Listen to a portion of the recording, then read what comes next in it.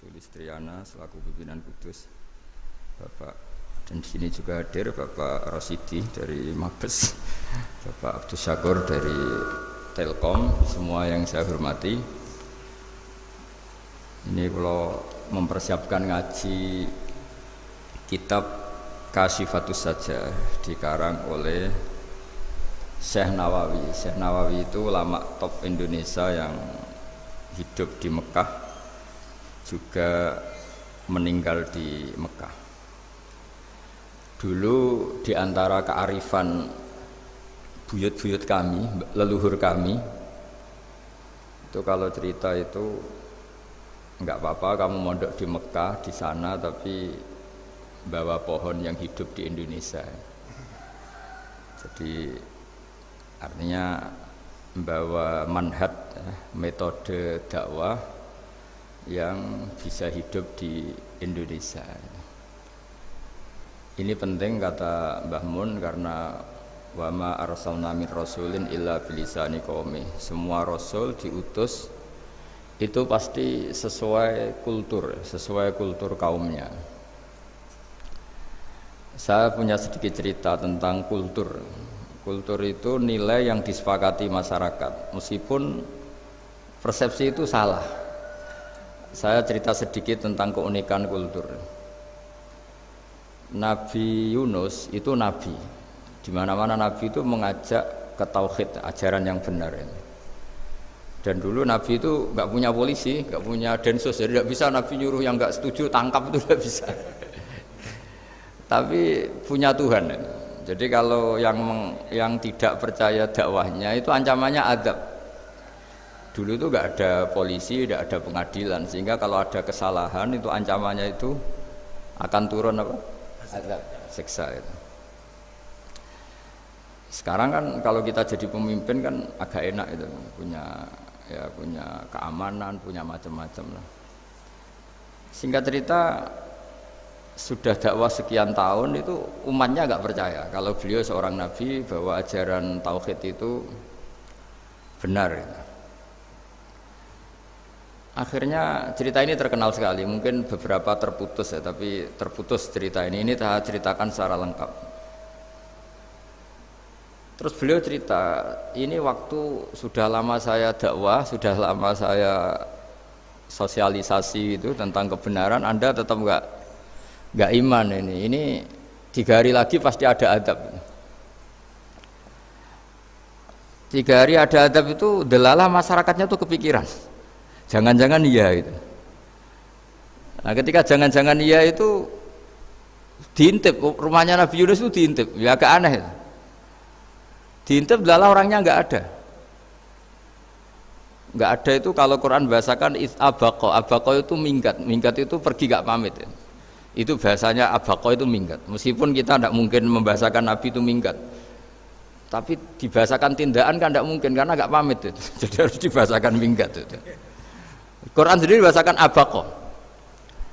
Nah cara berpikir masyarakat gini, kalau kampung ini mau dibalik sama Allah, mau ada adab, logikanya yang tahu akan ada adab itu pasti sudah pergi.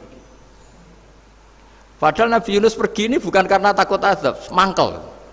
Nyai suwi gagal seminggat ya kan gitu. Jadi ada kiai minggat itu ya ada dalilnya, karena dulu itu kalau mangkel itu suami mangkel istri itu ya harus minggat, istri harus minggat. Dulu itu ya boleh, maksudnya boleh itu ya kalau darurat ya minggat sedikit lah, tidak apa-apa.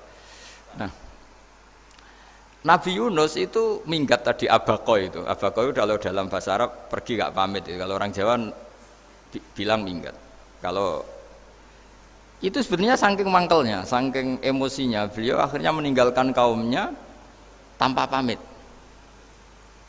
Tapi kaumnya itu menjadi tahu bahwa ini serius Yunus, buktinya dia agak berani di kampung, berarti mau ada adab betul itu. Dan efek positif dari teori itu, teori kultur tadi, kalau ada adab pasti dia pertama yang lari. Kayak dukun itu, kenapa kita tidak percaya dukun? Itu kan paling yang minta nomor dulu ada SDSB itu, forecast itu kan paling salam template-nya kan 100.000, padahal dulu forecast itu berapa kalau menang? Kan miliaran ya, juta. Itu untuk kultur kita agak percaya dukun kan, ngapain ngumpulin uang 100.000, kalau dia tahu nomornya kan mendingan tombok sendiri gitu. Itu kan. Jadi orang itu mesti punya teori umum untuk membenarkan sesuatu atau membohongkan itu. Akhirnya umatnya Nabi Yunus itu iman. Iman itu artinya percaya kalau ini tidak main-main. Buktinya Nabi Yunus gak berani di situ. Akhirnya mereka tobat. Saat itu juga mereka wiridan di lapangan, terus semua kesalahannya diselesaikan. Sampai ada rumah yang sudah dibangun permanen karena di tanah tetangga, dirobohkan saat itu juga. Bahkan ada batu yang dulu nyuri, satu dua batu yang dulu hasil nyuri, saat itu juga dirobohkan, dikembalikan sama yang punya. Hari itu semua kedoliman diselesaikan. Ini penting saya utarakan, jadi tobat itu tidak hanya istighfar. Kalau istighfar ribet, tobatnya orang punya utang terus istighfar gitu kan ribet. Kan ribet itu. Ada punya utang terus minta maaf itu kan ribet itu kan. Harus diselesaikan itu. Tobat diterima sama Allah. Batas akhir finish dari harusnya ada adab, misalnya Senin, Selasa, Rebu, harusnya Rebu itu sudah kena adab, ternyata Rebu itu tidak kena adab. Nabi Yunus sebetulnya juga penasaran kampungnya itu kena adab tidak, dilihat dari jauh ternyata tidak, tambah kecewa dia. Gitu. Wah ini saya kalau pulang pasti dibunuh karena saya dianggap pembohong. Di masyarakat situ ada aturan siapa yang bohong dibunuh. Padahal Nabi Yunus ngumumkan nanti Rebu ada azab. Kira-kira gitu lah.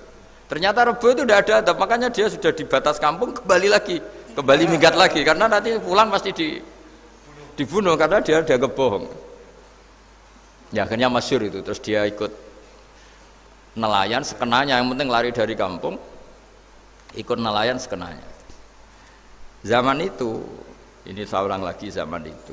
Nanti ini efeknya nanti ke tauhid. Zaman itu para nelayan tuh kayak sepakat. Kalau ada kapal atau perahu kok mau tenggelam, itu pasti ada yang minggat. Artinya minggat itu pergi tidak terhormat itu. Terus fasahama fakana minal mudkhadin. Nah, dulu itu orang sudah punya peradaban. Ini cerita kultur, sudah punya peradaban. Punya peradaban. Ya sekarang gini, kalau nyemplungkan salah satu kan tidak adil diundi. Ternyata yang keluar dia Nabi Yunus. Terus mereka tahu ini orang nggak pantas dikorbankan. Karena Nabi di mana-mana itu ganteng. Memang Allah itu punya sunat unik. Nabi itu harus paling ganteng di kampungnya. Nasabnya juga harus paling baik. Kabar-kabarnya juga istrinya harus paling cantik. Itu memang aturannya gitu. Nggak tahu saya. Dulu saya juga janggal. Kenapa Nabi aturannya harus gitu? Tak angen-angen di pemimpin elek isin itu. Maksudnya misalnya pemimpin dia pesek keriting itu kan piye gitu rasanya itu. Jadi Nabi itu pasti itu paling ganteng di kampungnya. Terus dari nasab ya terbaik. Terus rata-rata istrinya itu ya selain solihah itu ya paling cantik. Karena ya dibully kan, sawar tidak jadi nabi, nak bojone elek kan ya ribet kalau misalnya ada yang bully gitu kan juga ribet. Singkat cerita terus dia akhirnya ditenggelamkan, dibuang karena beliau seorang nabi. Faltaqamahul khut, beliau ditelan ya. Iltiqam itu tidak digigit, ditelan ya. Karena ditelan beliau tidak ngalami dikunyah, ditelan. Iltiqam itu ditelan. Karena beliau seorang nabi, di dalam batnil khut itu di perut itu dia wiridan, dan barokahnya wiridan itu perut ikan ini menjadi masjid. Dia nyaman di situ, nyaman karena terus ngalami karomah lah. Andikan wali itu ngalamin karomah. Nah kesimpulan dari cerita ini itu apa? Masyarakat itu akan selalu dengan kulturnya sendiri. Para nabi juga punya kultur sendiri. Dan Allah yang ngelola itu semua. Saya ulang lagi, Allah yang ngelola itu semua. Makanya terus dua kultur ini kalau Allah menghendaki itu gampang sekali. Akhirnya yang terjadi apa? Nabi Yunus jadi kasih sanksi Allah karena pergi tidak pamit. Masyarakatnya justru enggak karena tobat. Dan tobatnya masyarakatnya ini karena kekeliruan Nabi Yunus. Keliru dengan makna bukan dosa. Andaikan Nabi Yunus saat itu kok di rumah ingin menyaksikan azab, itu masyarakat mesti gak percaya kan ada azab. Mau ada azab kok dia di rumah gitu. Jadi unik, Allah cara ngelola masyarakat itu unik. Nah, dari keunikan-keunikan cara Allah ini kemudian lahirlah ilmu yang bernama ilmu tauhid, ilmu tawakal, ilmu pasrah nang pangeran itu. Karena kemarin pas Pak Yusuf sama Bu Sulis sowan saya itu tak beri cerita agama itu milik Allah. Sehingga teori yang dikatakan manusia itu ya teori saja, tetap semua itu di tangan Allah. Ya saya saat itu cerita, misalnya saya ditanya, ini besi, materi besi dengan kaca itu kuat mana? Mesti kita menjawab kuat besi. Tapi saya yang mengendalikan besi dan kaca. Ternyata saya punya merencanakan menghancurkan besi, menetapkan kaca ini tak simpan, akhirnya puluhan tahun. Yang ini saya rencanakan saya hancurkan itu. Andai kan si yang menjawab tadi tahu rencana saya, mesti kuat bilang kuat kaca. Gitu. Makanya contoh paling gampang tadi. Dinosaurus itu hewan paling kuat malah musnah itu. Pitik yang nggak kuat sampai sekarang itu. Karena Allah bikin dinosaurus itu punya rencana dihancurkan itu. Sementara ayam enggak lah, gue rame-rame dunia gitu. Sehingga ya sudah. Nah, agama itu seperti itu. Agama itu sesuai rencana Tuhan. Sehingga ini cerita Nabi.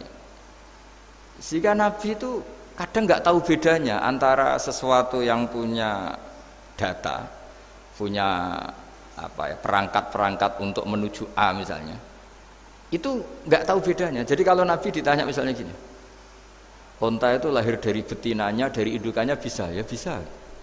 Lahir dari batu, jawabnya ya bisa. Kalau dia seorang Nabi pasti jawab bisa. Kalau Nabi loh ya, bukan direktur mandiri, Nabi, itu mesti jawabnya bisa. Jadi kalau Nabi ditanya, mata air itu keluar dari bumi kedalaman 7 meter, bisa. Keluar dari sini, dari meja, jawabannya ya bisa. Karena Nabi itu saking dekatnya Allah, tahu betul bahwa perangkat di dunia ini tidak bisa mendikte Allah. Semua itu kehendak Allah. Logika yang terbangun Nabi itu sebenarnya gampang ya. Kalau kita teliti itu, makanya gampang itu sesuatu yang benar itu pasti bisa dijelaskan secara gampang. Nah ini ngaji tauhid biar tidak terlalu berteori itu. Karena kalau saya cerita uang pinter jenengan. Dan saya tidak ingin pinter tentang uang. Tak beri contoh. Tidak ini supaya nanti kalau sampean suatu saat meninggal ketemu Mungkar Nakir itu tahu cara menghadapi. Nanti tak warai tekniknya. Tak warai tekniknya. Bocorannya. Bocorannya tadi. Makanya ada cerita agama ini baik sekali. Orang bocorkan ujian nasional itu kriminal, bisa ditangkap Pak Rosidi itu. Tapi agama ini pertanyaan Mungkar Nakir dibocorkan semua kiai, itu nggak ditangkap sama Mungkar Nakir. Harusnya kan rugi karena ini pertanyaan, tapi semua kiai kan sudah membocorkan. Nanti pertanyaannya di kuburan itu man rabbuka, Tuhanmu siapa, agamamu apa. Itu kan sudah dibocorkan, tapi itu nggak dianggap kriminal. Sementara kita sekolah SD, sekolah SMP bocorkan soal itu dianggap kriminal. Padahal kalau harusnya boleh. Maksudnya kalau menuruti teori itu harusnya boleh kan. Wong pertanyaan Mungkar Nakir saja dibocorkan kan. Ada dasarnya. Ya tapi kan tidak ada itu. Harusnya boleh. Tapi kan terus jadi nggak ujian kalau dibocorkan itu. Tidak ada itu. Harusnya boleh. Tapi kan terus jadi nggak ujian kalau dibocorkan. Jadi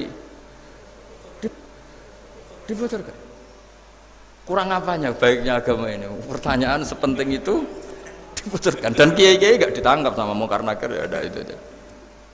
Saya ulang lagi ya supaya kita ingat fitrah salimah. Soal Anda modern monggo lah, tapi saya sebagai kiai akan ngajari kalian tentang fitrah salimah. Jadi kalau kamu itu benar-benar beragama, ini misalnya kertas, ini lempengan baja. Kalau kamu beragama, ya terserah jenengan. Karena bisa saja ya terserah jenengan. Karena bisa saja kertas ini arsip nasional. Baja ini tak niatkan, tak luluhkan, tak hancurkan. Sehingga kalau kita ngomong ya secara materi harus ditambahi, secara materi kuat baja ya Allah. Tapi secara substansi jenengan ya terserah jenengan, monggo. Nah, di sini yang mulai orang lupa itu karena selalu menjawab pasti kuat baja. Kata pasti ini yang akhirnya orang menghilangkan teori beragama. Berdasar logika. Nah akhirnya para nabi, para wali itu ditanya. Saya punya kitab karangannya Abdul Hamid, orang alim. Kitab Itu dulu saya ngaji lama sekali, sampai sekarang saya pelajarin. Manusia itu dijebak hukum adat, padahal adat itu ya tidak terlibat. Misalnya kalau ada telur jadi ayam normal gitu. Ya tadi indukan unta melahirkan unta normal itu, indukan sapi melahirkan sapi normal. Tapi kalau para nabi itu bilang ya agak normal. Enggak normal artinya tetap ada kekuatan Tuhan. Indukan unta tahu apa tentang unta? Dia punya kekuatan apa? Bisa melahirkan unta, bisa menciptakan unta di perutnya, bisa ada jantungnya, ada paru-parunya, ada ususnya. Dia bisa apa? Di situ ada tangan Tuhan itu. Karena para nabi cara berpikir gitu, melihat tembok ya sama. Tembok sama indukan unta itu sama, sama-sama mungkin mengeluarkan unta. Sehingga ketika Nabi Soleh ditanya, bukti apa kekuasaan Tuhanmu? Apa bisa mengeluarkan unta dari batu besar ini? Jawabannya Nabi Soleh ya bisa, ya bisa. Dan mukjizatnya Nabi Soleh masyhur itu, keluarlah unta dari batu. Karena secara teori ya tadi, coba unta indukan itu apa seorang profesor, apa seorang ilmuwan sehingga bisa menciptakan anaknya itu. Apa dia terlibat dalam menciptakan jantungnya, paru-parunya, ususnya? Kan enggak juga. Telur bisa apa coba?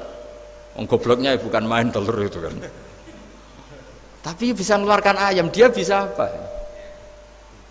Nah, para nabi, para wali itu tahu semuanya itu kekuasaannya Allah. Nah, kalau karena kekuasaan Allah, bedanya apa dengan tembok? Makanya Nabi Muhammad ketika di padang pasir, semua sahabat bingung, nggak ada air, ya Nabi santai aja. Ini gimana Nabi nggak ada air, nanti orang mati kehausan. Nabi ya santai aja. Kamu ingin air katanya? Iya. Nabi nunjuk apa itu ya sudah, terus ada air. Ada yang keluar dari jemarinya, ada karena Nabi itu nggak tahu bedanya antara ini mungkin dan tidak mungkin tuh, nggak tahunya itu ya semuanya itu Allah. Kalau kamu kan nggak, wah daerah gini nggak mungkin ada air. Ini kan padang pasir. Air itu biasanya di daerah hutan gini malah berteori macam-macam. Seakan-akan tidak ada Tuhan. Jadi kalau orang nggak bakat wali pasti berpikirnya gitu. Makanya nggak wali-wali itu memang nggak bakat, karena itu kan artinya menafikan kekuasaannya Allah kan. Seakan-akan Allah tidak mampu bikin air di situ. Tapi kalau Nabi santai aja. Makanya Nabi Ibrahim ketika mau dibakar ya santai aja. Menurut beliau api bisa apa? Jadi itu meskipun hukum adat itu ya selalu berjalan. Normalnya api yang membakar, di padang pasir normalnya ya nggak ada air. Normalnya batu ya nggak mengeluarkan onta. Tapi kamu jangan terjebak oleh keseharian yang Anda lihat. Tetap di balik itu ada kekuasaannya Allah Subhanahu wa ta'ala. Nah, ini yang namanya iman. Dengan iman seperti itu nanti ketika kita mati itu ya santai saja. Ketika kita hidup ya tidak tahu oksigen itu apa masuk ke tubuh kita sistemnya kayak apa. Jantung kita ada ikut bikin, paru-paru kita. Artinya zaman kita hidup pun sebenarnya kita tidak bisa ngelola kehidupan, itu tidak bisa. Nah kalau sama nggak bisa, nanti setelah mati juga tidak bisa. Ya sudah, ketika kita hidup yang ngelola juga Allah, ketika mati juga yang ngelola. Bedanya apa? Nah, ini di sini terus kita dilatih inna sholati wa nusuki wa mahyaya wa mamati lillahi rabbil alamin. Tapi kenapa kita ragu terhadap kehidupan setelah kematian? Karena ketika kita hidup seakan-akan kita tahu cara hidup. Makanya Allah itu tersinggung betul ketika ada orang merasa bisa ngelola cara hidupnya. Makanya kata Allah kalau gojlok orang-orang yang kepedean itu, kalau kamu top, mbok jangan mati. Itu falaula in kuntum ghaira madinin tarji'unaha in kuntum shadiqin. Kalau kamu merasa top itu jangan mati. Di mana-mana mati itu tidak top.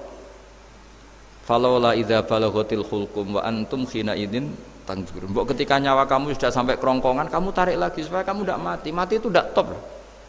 Katanya kamu top kok mati. Jangan mati. Kalau top itu jangan mati, jangan miskin, jangan tua, jangan jadi jelek. Pokoknya top terus gitu. Itu digojlok sama Allah. Tapi orang itu lupa bahwa ketika sehat begini kita seakan-akan ngelola kehidupan. Nah gara-gara merasa ngelola seakan-akan kalau mati lalu saya gimana ya kalau mati? Di kuburan ngapain? Terus ngantornya gimana, kerjanya di mana? Ya tidak usah begitu. Nah ini di sini pentingnya tauhid. Orang dilatih berpikir al-khalqul awal. Afa'ayina bil khalqil awal. Kalau dalam bahasa Yasin disebut kul yuhyi alladzi ansha'aha awwala marrah. Jadi agama itu orang dilatih membayangkan pertama hubungan kita dengan Allah. Misalnya manusia pertama itu siapa? Adam. Adam bisa berpikir, bisa berlogika, bisa jalan-jalan, bisa macam-macam. Tapi andaikan Anda jadi Nabi Adam, mesti melihat kekuasaannya Allah itu begitu nyata, karena saya materinya dari tanah, ternyata saya bisa berpikir. Betapa kudrohnya Allah, kekuasaan Allah, tanah yang benda mati bisa berpikir. Sekarang jadi saya. Sehingga ketemu, kira-kira Nabi Adam kalau ketemu tanah itu ya, kalau mau maksiat, wah ini tanah ini pasti komplain. Nah di sini pentingnya beragama. Sehingga ketika Rasulullah ngendikan, jika kamu memperbanyak sholat, maka tanah-tanah ini bersaksi terhadap sholat kamu. Jika kamu maksiat, juga tanah-tanah ini menjadi saksi pemberat. Itu kamu tidak jagal sama sekali, karena manusia pertama yang bernama Adam yang bisa berpikir itu materinya dari tanah. Jika kita tidak janggal ketika tanah disetatuskan bisa bersaksi. Tapi setelah kamu berpikir tanah itu bisa dicangkul, bisa dijadikan berhala, dijadikan kendi, dijadikan macam, seakan-akan tanah itu ya benda yang tidak penting. Tapi Nabi itu beda dengan kalian. Nabi tahu betul tanah ini makhluk Allah yang bisa berpikir. Sehingga Nabi yang ngetikan, kalau kamu sholat sunat atau beribadah sebaiknya jangan di tempat yang sama, biar yang menyaksikan kamu sholat itu banyak. Kita mungkin kan masa bumi bisa bersaksi, tapi andaikan Anda Nabi Adam itu tidak akan janggal seperti itu, karena dia tahu materinya dari tanah dan ternyata jadi mata yang bisa melihat, jadi telinga yang bisa mendengar. Makanya Allah selalu mengingatkan, ingatlah al-khalqil awal, afai nabil khalqil awal. Karena khalqil awal ini yang menjadikan fitrah beragama yang baik. Sehingga ketika orang Yahudi bilang nggak mungkin Nabi Isa itu nggak anak zina, wong ibu kok tanpa bapak, anak kok hanya ada ibu tanpa bapak. Allah cara menjawab, inna masalah Isa indallahi kamatsali Adam. Jika kamu protes ada Isa karena tanpa bapak, ya protes dengan Nabi Adam, tanpa ibu tanpa bapak. Nah ini diingatkan al-khalqil awal. Makanya Yasin bilang kul yuhyihalladzi ansa'aha awwalamar. Awwalamar itu kamu harus berpikir ketika hubungan kamu sendiri dengan Allah zaman sebelum ada semua. Jadi misalnya alam raya ini, bumi sebesar ini, masa suatu saat terus hilang, hancur, nggak berbekas. Ingat saja bumi ini mulai dulu ya nggak ada, diadakan oleh kekuatan besar yang super ada, yaitu Allah Subhanahu wa Ta'ala.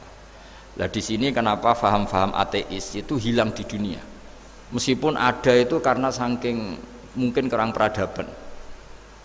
Makanya guru-guru kita mulai zaman Nabi Adam sampai sekarang itu cara berpikir sederhana. Bumi ini kadung ada, di mana-mana sesuatu yang ada pasti disebabkan yang lebih ada. Kan nggak mungkin bumi yang ada kemudian penciptanya itu udah ada. Itu kan ngajak goblok bareng gitu kira-kira gitu. Sesuatu yang ada disebabkan oleh sesuatu yang tiada. Maka guru-guru kita ngajari pertama sifat Allah itu wujud, karena ini wujud super atau kausa prima, terus kiai bilang wajibil wujud. Wajibil wujud terjemahan bebasnya ya wujud super. Karena wujudnya Allah itu yang mempengaruhi ya semua alam raya ini, dia harus di depan, masa yang menciptakan di belakang. Makanya terus disifati qadim. Qadim itu harus lebih dulu atau awal. Makanya ketika Fir'aun ngaku Tuhan itu cara membatalkan Nabi Musa itu sederhana. Kalau kamu Tuhan berarti baba kamu nggak ada Tuhan karena Tuhannya terlambat datang. Itu langsung, oh iya ya, kalau ya kan berarti babanya dia tanpa Tuhan, kan Tuhannya baru kemarin, aktenya baru diurus, itu aktenya baru diurus itu Tuhannya ini. Makanya Fir'aun itu akhirnya Nabi Musa punya pengaruh besar di kalangan punggawa Fir'aun. Karena ketika debat terbuka itu punggawanya dengar, akhirnya mereka iman sama Nabi Musa. Ini disebut wa qala rajulun mu'minun min ali fir'auna yaktumu imana. Banyak yang diam-diam ini iman karena logika Fir'aun jadi Tuhan itu nggak masuk akal. Yang benar adalah Tuhannya Nabi Musa. Nah orang-orang ini itu ya dibilang nggak loyal ya, pokoknya dia iman. Dan dia juga yang ikut rapat, besok Musa tangkap. Karena mereka sudah iman sama Musa, terus sebelum eksekusi itu datang, ini datang ke Musa. Tadi malam saya ikut rapat, keputusannya Anda ditangkap mau dibunuh, jangan lari saja dulu kan. Jadi kan nggak bisa disebut pengkhianatan, kan ini orang baik. Jadi malamnya ikut rapat, besok Musa tangkap bunuh. Iya Nabi Musa paginya sebelum di itu Musa, saya nanti malam ikut rapat dan keputusannya Anda ditangkap dibunuh, kamu lari aja sekarang.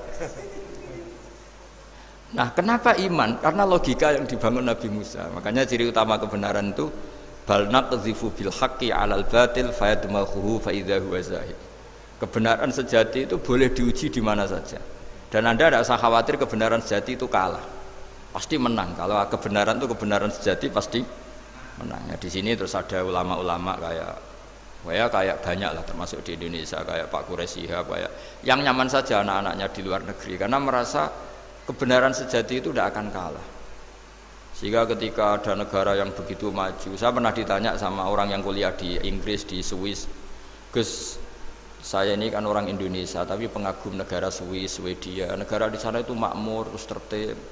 Bagaimana saya tetap mencintai Islam yang secara lahir itu kadang-kadang beberapa negara Islam itu kacau.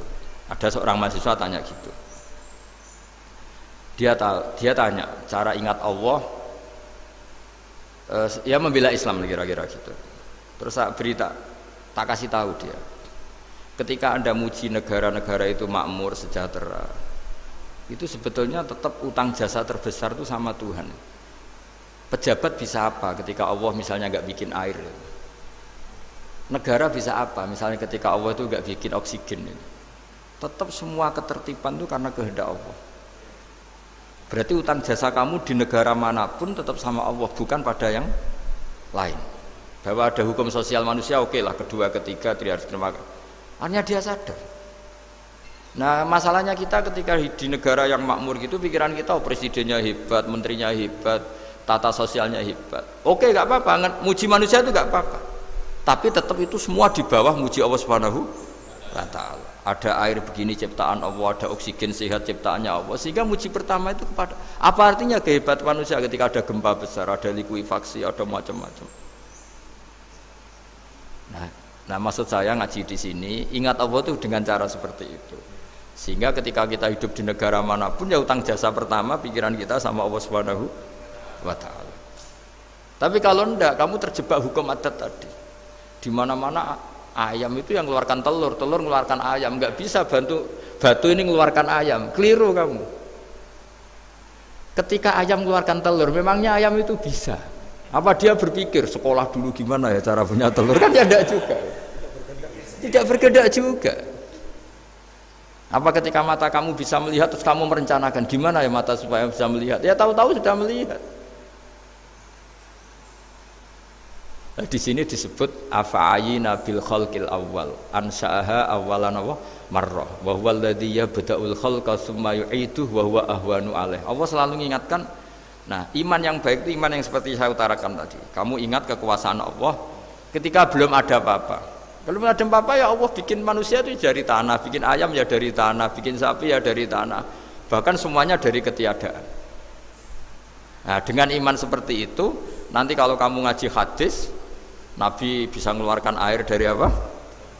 Dari jemarinya. Terus Nabi Ibrahim dibakar gak apa-apa. Nabi Soleh bisa mengeluarkan unta dari batu besar. Nabi Musa bisa menyibak laut hanya dengan tongkatnya. Itu semuanya kamu tidak jangka. Karena tadi ingat bahwa kekuasaan Allah itu tidak terbatas.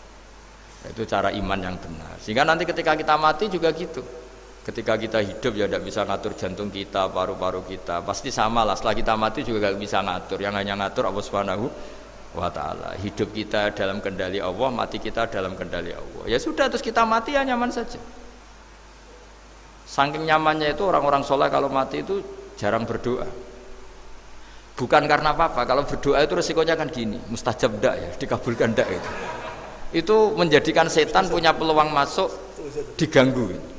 Makanya ajarannya Nabi, mangkana akhiru kalamihi la ilaha illallah wa fi riwayatin Allah dakhalal jannah. Jadi kalau mau mati bersaksi saja, sudah ini enggak saatnya berdoa, saatnya bersaksi. Makanya hanya disuruh bilang Allah, Allah, Allah. Dan supaya ini menjadi akhir kalimat. Sehingga nanti keren lah. Ketika ketemu Allah, apa akhir kalimat kamu yang kamu lafadzkan Allah, Allah. Sehingga di kitab-kitab diterangkan ketika orang tua kamu mau mati sudah bilang Allah, jangan tanya catatan hutang di mana ya? Tabungannya di mana ya? Terakhir jawab mandiri terus mati lah. Gak boleh ditanya lagi. Sekali ditanya nanti akhir kalimatnya mandiri. Nah, itu gak boleh. Jadi sekali sudah bilang Allah jangan ditanya lagi. Pak tabungannya di bank mana? Gak boleh. Bahayanya sekali jawab mandiri terus mati berarti akhir kalimatnya itu ya mandiri. Makanya harus akhir. Jangan nanti statusnya itu mangkana akhiru kalami, memang akhir dari yang dikatakan itu kata Allah. Nah sebetulnya teks hadis itu la ilaha illallah. Ini pinternya Kiai Jawa. Lagi-lagi kembali ke kultur. Kiai Jawa itu kiai yang bisa modifikasi kultur. Sebetulnya kalimat hadis itu yang masyhur, itu yang populer itu la ilaha illallah. Tapi Kiai Jawa itu dan itu ngikuti kitab-kitab Arab juga, kitab-kitab. La ilaha illallah itu resikonya tinggi karena di situ kan tiada Tuhan yang berhak disembah kecuali Allah. Ada kata la ilaha ini. Nah takutnya pas la ilaha sudah mati. Nah karena itu ada resiko la ilaha gak khatam, berarti tiada Tuhan. Nah, sehingga karena ini dianggap riskan, ya terus Kiai Jawa ngajari sudah lah, gak usah kepanjangan ya sudah Allah. Jadi itu sudah agak-agak rekayasa lah, agak-agak istihad gitu. Maksudnya istihad itu sebenarnya teks panduannya itu la ilaha illallah. Teks panduannya. Tapi kiai-kiai itu tentu yang paling tahu tentang kehendak Nabi karena nekuni ilmu itu lama sekali. Kita ngikuti cara-cara ditentukan para kiai. Karena tadi la ilaha illallah itu kan ada kalimat yang tadi ya, tiada Tuhan kan. Nah kata tiada Tuhan ini yang dianggap riskan kalau nggak khatam. Daripada potensi itu terus kiai-kiai ya agak-agak improvisasi lah, itu memang ya sudahlah Allah. Nah supaya itu menjadi akhir kalimah, ya saya ulang lagi menjadi apa? Akhir kalimah. Setelah itu kata kitab-kitab jangan tanya hal lain. Ya sekali ditanya nanti dia akan ngelafatkan hal lain itu. Ya tadi misalnya tabungannya di mana? Gitu. Karena bisa jawab sini. Nah, yang ribet kalau wong kuno itu neng laci, neng sorogan. Berarti kalimat terakhirnya ya laci sorogan itu. Nah, sehingga terus itu pinternya guru-guru kita. Jadi saya ulang lagi ini yang terakhir saya pesen, latihlah iman seperti imannya para ulama, para aulia, syukur-syukur yang dekati imannya para nabi. Itu cara berpikir tuh al khalqul awal. Afa'ayina bil khalqil awal. Qul yuhyihal ladzi ansaha. Nah, yang terakhir saya pernah ditanya, ya agak gojekan, agak guyon, tapi saya ditanya. Saya itu nggak bisa melihat, Gus. Aneh orang Afrika itu. Kan misalnya ada Miss Afrika itu. Di sana itu orang paling cantik. Malah kadang itu ada kriminal gitu, karena orang Afrika merkosa Miss Afrika. Itu kata orang Indonesia, Gus, dikekno aku ora doyan gitu. Itu kan. Itu lah ini kan secara syariat mungkin lelaki itu punya rasa dengan perempuan itu ya kalau berpakaian serono atau gimana secara teori. Tapi sebetulnya oke itu benar. Tapi sebetulnya ada ansaha awala bar. Orang Indonesia itu didesain gak suka orang Afrika. Orang Afrika ya didesain gak suka orang Indonesia. Sehingga orang-orang Afrika kalau melihat orang Indonesia yang paling cantik mungkin ya iskal. Wong cempeh kayak gampang gitu kok cantik gitu. Mungkin perasaannya cowok-cowok Afrika ya gitu. Itu cantiknya di mana? Orang Indonesia kebalik kan, kalau cowok-cowok Indonesia ngelihat Miss Afrika itu cantiknya itu nangdi gitu. Kok sampai ada pemerkosaan tuh apa itu? Nah itu menunjukkan Allah yang Maha Kuasa. Allah tuh mendesain gennya orang sana. Beda dengan kita. Ya itu bukti bahwa Allah itu nggak bisa. Ya sudah semuanya itu Allah yang mendesain. Itu bukti bahwa manusia itu bisa apa di depan orang kayak Afrika kok disuruh bilang cantik, kita kan protes. Cantiknya di mana? Mungkin orang sana juga protes ke kita. Orang Jawa cempeh itu kok cantiknya dia. Itu orang-orang Indonesia kalau melihat bule cantik itu kan ketemu kan janggal. Orang-orang Jogja bule wayune nang ndi gitu. Kulitnya gitu kan sama mereka juga bilang kita mungkinnya seperti itu. Itu namanya didesain ansaaha awal apa? Marrah. Sudah memang desainnya seperti itu. Nah di sini supaya kita ingat. Nah, ingat bahwa hati juga gitu. Ketika kita cinta istri itu janggal betul kalau terjadi konflik. Tapi kalau sedang konflik itu janggal betul terjadi perdamaian. Nah, lagi mau ngangkel itu ya problem betul. Nah ini di sini pentingnya iman. Orang terus disuruh berdoa ya muqallibal qulub tsabbit qalbi ala dini, karena kita tidak tahu cara berpikir. Ada perempuan cantik sering merengut, pecintanya ya banyak, dianggap pemikir serius. Tapi kalau baru gedeng namanya ya merengut, bukan pemikir. Orang senyum itu kita seneng gitu. Tapi kalau baru gak seneng, murahan guyu. Itu jadi manusia itu unik. Hanya sama, tapi cara nganalisis beda. Tinggal sedang seneng apa enggak. Lucu kan? Ada orang anteng di rumah, itu kalau lagi seneng ya, oh itu anteng gak banyak ngeluyur. Tapi baru gak seneng, seneng ngomah ya nganggur. Nah, itu kita tidak pernah tahu. Kita simpulkan apa itu tidak pernah tahu. Makanya wisata, pernah ada orang wisata datang ke sini tak nasihatin. Orang wisata itu kan seneng di kampung-kampung yang terbelakang gitu, melihat orang manusia pohon, melihat apa. Terus saya bilang, itu kan kasihan kan, masa manusia jadi objek. Bahkan bayangannya ya kalau mereka jadi modern jadi gak menarik kan. Padahal kita yang orang pendidikan kan inginnya mereka terentas lah dari kultur itu. Ya itu kan gak sambung kan. Yang satu bilang unik, masyarakatnya masih unik, masih naik-naik pohon. Tapi bagi orang pendidikan kan tersiksa kan, ini bangsa kita, warga kita kok masih seperti itu. Makanya orang wisata itu nasihati, kamu kesana itu niat melihat apa niat mengentas? Kalau niat mengentas tak jamin ada pahala. Enggak Gus, mau niat mengentas katanya. Niatnya baru sekarang apa mulai dulu-dulu? Baru sekarang. Ya ini cerita dari manusia itu semudah itu, Pak. Nah, setelah kamu ngaji ini, kamu tidak akan janggal terhadap kenapa Nabi itu begitu santai. Ketika tadi makanan misalnya satu wadah itu cukup untuk orang 300. Sampai Jabir yang ngundang Nabi kan hanya kambing kecil, cukup orang 6. Ternyata Nabi ngajak orang 300 lebih. Tapi Nabi bilang ya sudah semuanya makan cukup. Kata-kata Nabi kan, zaman dulu belum ada beras, belum ada Allah itu bisa kok mengenyangkan malaikat tanpa makan gitu. Susahnya apa ngenyangkan manusianya dengan nasi sedikit itu ya Nabi ya santai aja, semuanya kenyang santai. Ya ini itu iman-iman yang sudah benar-benar awal amarah, sudah Allah tidak harus terdikte oleh nasi. Kalau nasi sedikit harus cukup orang sedikit, kalau banyak harus orang banyak. Allah tidak perlu kena aturan itu semua, tidak perlu. Misalnya ini Tuhan kata kok kamu atur itu gimana, tidak bisa. Ya Pak Bakar hanya ngaji ini insya Allah Anda setelah baca mukjizat keramat itu tidak istilah. Ya saya kira demikian. Assalamualaikum warahmatullahi wabarakatuh. Waalaikumsalam warahmatullahi wabarakatuh. Terima kasih sekali Gus Baha atas tausiahnya. Terinfo dari panitia ada ratusan pertanyaan Gus. Tapi ya sudah ditulis panitia 2 pertanyaan ya Gus. Wah banyak betul. 2 Gus. Baik, saya bacakan langsung 2 atau satu-satu Gus? Langsung 2 aja. Baik, pertanyaan pertama dari Pak Andi, perwakilan dari Blora Gus. Perkembangan sekarang ini banyak penyeramah yang muncul, namun terkadang terjadi perbedaan pendapat di antara mereka, sehingga umat yang baru belajar agama seperti kaum milenial menjadi bingung harus mengikuti pendapat ulama yang mana. Bagaimana menyikapi hal tersebut Gus? Pertanyaan pertama. Pertanyaan kedua dari area Solo Gus, dari Ahmadi Nugroho. Bagaimana cara kita berbakti kepada orang tua yang sudah meninggal, di mana semasa hidup orang tua kita pernah meninggalkan sholat? Sering? Pernah meninggalkan? Pernah gampang.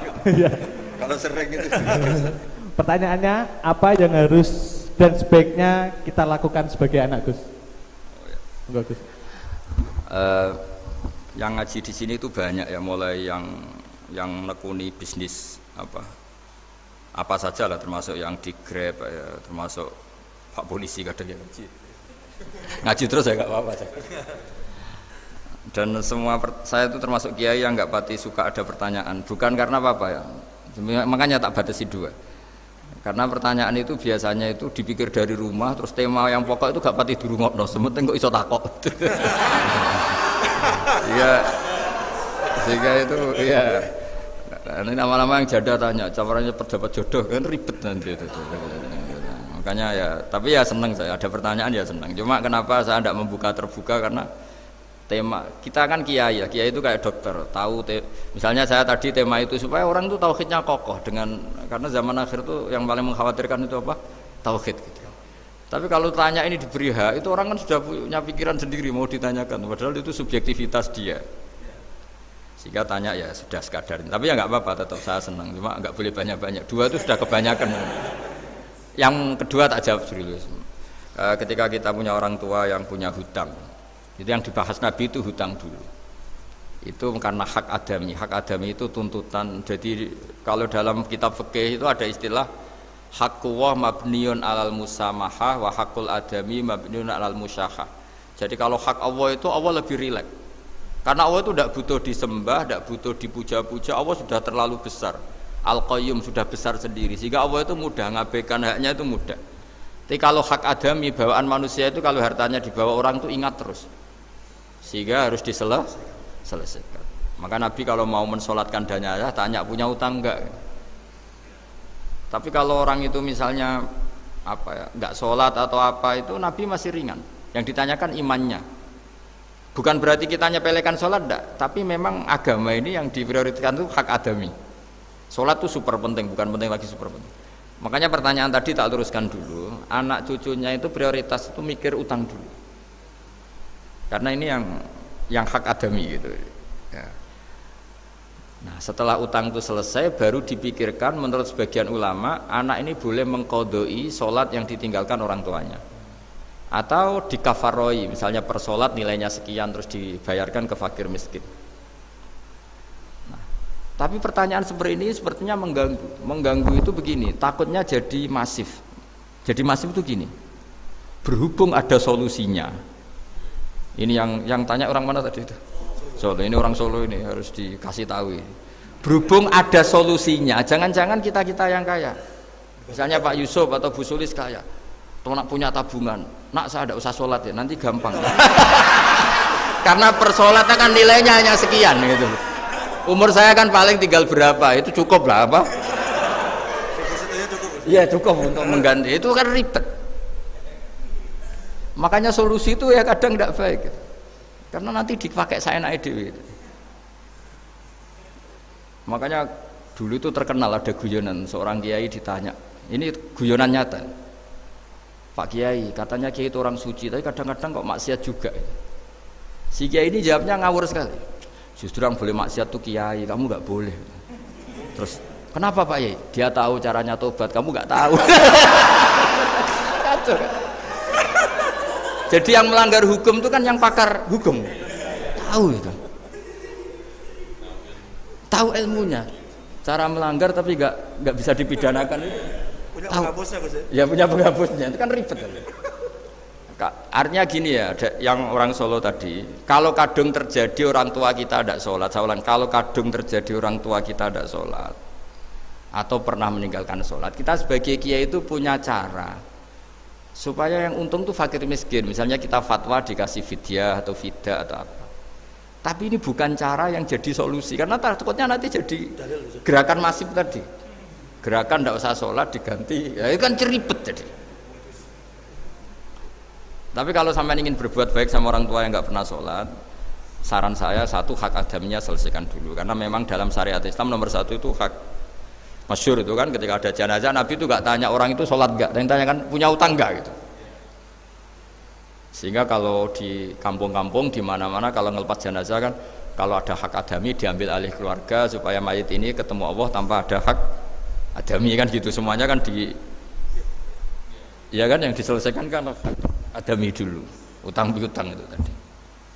Ya gitu ya, jadi tidak semua solusi itu baik karena takutnya tadi itu apa? Jadi gerakan tadi. Makanya kita jadi kiai sering bingung gitu loh, karena mau gak fatwa itu ada yang tanya, mau fatwa takutnya tadi.